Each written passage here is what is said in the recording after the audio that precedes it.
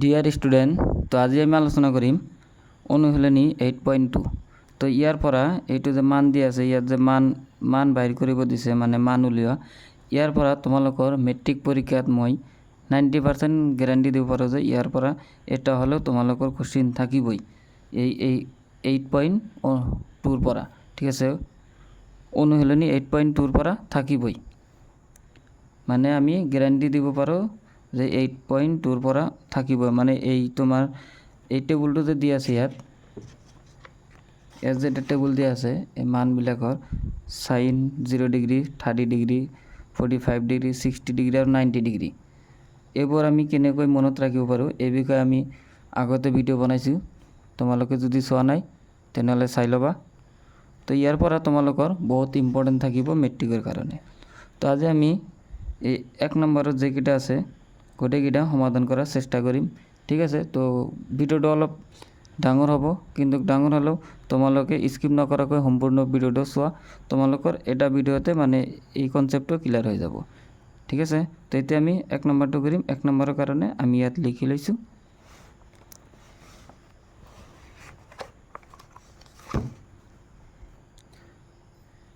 আমি ইয়াত লিখি লৈছোঁ কি যেটো দিয়া আছে এইটো লিখা হৈছে। ইয়াত দিয়া আছে যে সাইন 60 ডিগ্ৰী ইনটু ইয়াত একো নাই, মানে ইয়াত পূৰণ হৈ আছে, ইনটু কস 30 ডিগ্ৰী প্লাস সাইন 30 ডিগ্ৰী কস 60 ডিগ্ৰী।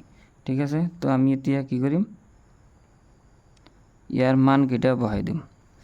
ঠিক আছে, তো সাইন 60 ডিগ্ৰী কি এই মানবিলাক তোমালোকে কেনেকৈ মনত ৰাখিব পাৰা, তোমালোকৰ কেনেকৈ ইজি হ'ব মেট্ৰিক পৰীক্ষাত, তোমালোকৰ কেনেকৈ মনত থাকিব সেই বিষয়ে মই এটা ভিডিঅ' বনাইছোঁ, তোমালোকে গৈ চাই ল'বা, মোৰ চেনেলত আছে, দিয়া আছে। তো সাইন 60ৰ মান কিমান হ'ব, √3/2। ইয়াত একো নাই, মানে কি আছে পূৰণ হৈ আছে। ঠিক আছে, পূৰণ হৈ আছে। তাৰপিছত কি হ'ল কস 30 ডিগ্ৰী। তো কস 30 ডিগ্ৰী আমাৰ কিমান হ'ব, কস 30 ডিগ্ৰী √3/2 প্লাস ইয়াত প্লাস চিন আছে, প্লাস চিন। তাৰপিছত দিয়া আছে কি চোৱা সাইন 30 ডিগ্ৰী। তো সাইন 30 ডিগ্ৰী আমাৰ কি আছে হাফ ইনটু কস 60 ডিগ্ৰী। কস 60 ডিগ্ৰী আমাৰ কি আছে হাফ। ঠিক আছে, তো এতিয়া আমি এইকেইটা পূৰণ কৰিম। এইকেইটা পূৰণ কৰিলে ইয়াত কি হ'ব চোৱা, 2ৰ লগত 2 পূৰণ কৰিলে 4 হ'ব, আৰু এই √3 পূৰণ কৰিলে 3 হ'ব। ঠিক আছে, ইয়াত যোগ আছে, যোগ এই দুটা একে হ'ব, কি হ'ব ওপৰত দুটা পূৰণ কৰিলে 1ৰ লগত 1 পূৰণ কৰিলে 1, 2ৰ লগত 2 পূৰণ কৰিলে 4। ইয়াৰ পৰা আমি এলচিয়াম ল'ম, মানে লসাগু ল'ম। তো লসাগু ল'লে কি হবে, ইয়াত 4 3 প্লাস 1 ইকুৱেল আমাৰ আনসাৰটো কি আহিব 4/4 ইকুৱেল 1।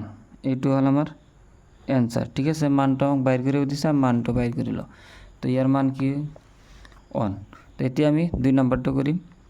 তো তোমালোকে ইয়াত চোৱা মই 2 নম্বৰটো লিখি লৈছোঁ। তো এইটো আমি এতিয়া সমাধান কৰিম। কি হ'ব, ইয়াত 2 আছে, 2 এনে থাকিব 2, আৰু 10 স্কোয়াৰ মানে 1045 ডিগ্ৰী। 1045 ডিগ্ৰী মান কি আছে, 1045 ডিগ্ৰী মান আমি জানো 1। ইয়াত কি হ'ব পূৰণ হ'ব, কাৰণ 2ৰ লগত 1045 ডিগ্ৰী এইটো পূৰণ হৈ আছে, তো ইয়াত পূৰণ হ'ব, আৰু 10 স্কোয়ার মানে 1 স্কোয়ার হ'ব, 1 স্কোয়ার। ইয়াত প্লাস আছে, প্লাস ইয়াত আছে কিমান কস স্কোয়ার 30 ডিগ্ৰী। তো কস 30 ডিগ্ৰী মান আমাৰ কিমান, কস 30 ডিগ্ৰী মান ইয়াৰ আগত আমি লিখিছোঁ কি √3/2, আৰু ইয়াত স্কোয়াৰ আছে, তেনেহ'লে কি হ'ব whole square, minus sine 60 degree. তো সাইন 60 ডিগ্ৰী মান আমাৰ কি আছে √3/2, ইয়াত হোল স্কোয়াৰ আছে, হোল স্কোয়াৰ। ঠিক আছে, এতিয়া ইয়াত চোৱা, ইয়াত আমাৰ কি আছে plus √3/2 whole square minus √3/2 whole square. এইটো আৰু এইটো সমান আছে, গতিকে ইয়াৰ পৰা এইটো বাদ গ'লে ইয়াত হ'ব 0। তেনেহ'লে আমাৰ ইয়াত কি আছে 2 আছে, 2 1ক স্কোয়াৰ কৰিলে কি হ'ব 1। তো ইয়াত প্লাস এটার পর এটা বাদ গেলে কী হবে আমার 0, ঠিক আছে। তো ইয়ার পর আমি অ্যান্সারটা কী পাম, 2 লগত 1 পূরণ করিলে 2 আর ইয়াত 0 যোগ করিলে 2 থাকিব। তো এইটো হ'ল আমার অ্যান্সার। তো আমার 2 নম্বৰ অ্যান্সার কি আহিল, 2 আহিল।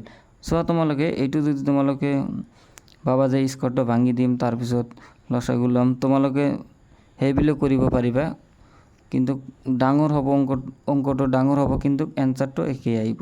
গতিকে আমি শৰ্ট নিয়মে কৰি দিছোঁ, ঠিক আছে। তো আজিৰ কাৰণে এইখিনি, আমি বাকীখিনি পিছত কৰিম। ভিডিঅ'টো ভাল লাগিলে এটা লাইক কৰিবা, চেনেলত নতুন হ'লে ছাবস্ক্ৰাইব কৰি দিবা।